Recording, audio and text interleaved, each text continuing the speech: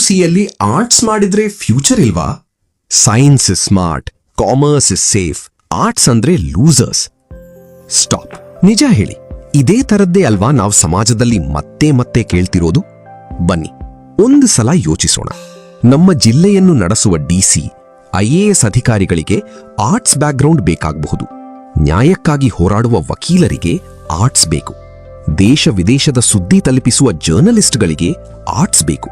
ವಿದ್ಯಾರ್ಥಿಗಳ ಭವಿಷ್ಯ ರೂಪಿಸುವ ಶಿಕ್ಷಕರಿಗೆ ಆರ್ಟ್ಸ್ ಬೇಕು. ಸಮಾಜದಲ್ಲಿ ಶಾಂತಿ ಕಾಪಾಡುವ ಪೊಲೀಸ್ ಆಫೀಸರ್ಗಳಿಗೆ ಆರ್ಟ್ಸ್ ಸಹಾಯ ಮಾಡುತ್ತದೆ.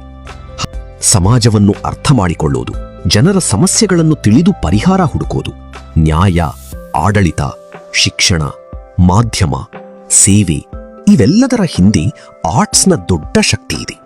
ಹೀಗಿರುವಾಗ ಆರ್ಟ್ಸ್ ಮಾಡಿದವರಿಗೆ ಫ್ಯೂಚರ್ ಇಲ್ಲ ಅಂತ ಯಾರು ಹೇಳ್ತಾರೆ?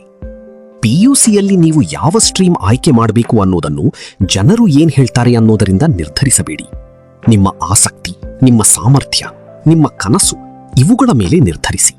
ಯಾಕಂದ್ರೆ ಫ್ಯೂಚರ್ ಅನ್ನೋದು ಸ್ಟ್ರೀಮ್ನಲ್ಲಿ ಇಲ್ಲ, ಅದನ್ನ ಬಳಸೋ ನಿಮ್ಮ ಮೈಂಡ್ಸೆಟ್ನಲ್ಲಿ ಇದೆ. ಸರ್ಕಾರಿ ಪದವಿ ಪೂರ್ವ ಕಾಲೇಜು ರೇವಗ್ಗಿ ನಿಮ್ಮ ಭವಿಷ್ಯವನ್ನು ರೂಪಿಸಿಕೊಳ್ಳಲು ಸರಿಯಾದ ಆಯ್ಕೆ. ಬನ್ನಿ ವಿದ್ಯಾರ್ಥಿಗಳೇ, ಬನ್ನಿ, ಬಂದು ನಮ್ಮ ಕಾಲೇಜಿನಲ್ಲಿ ಪ್ರವೇಶ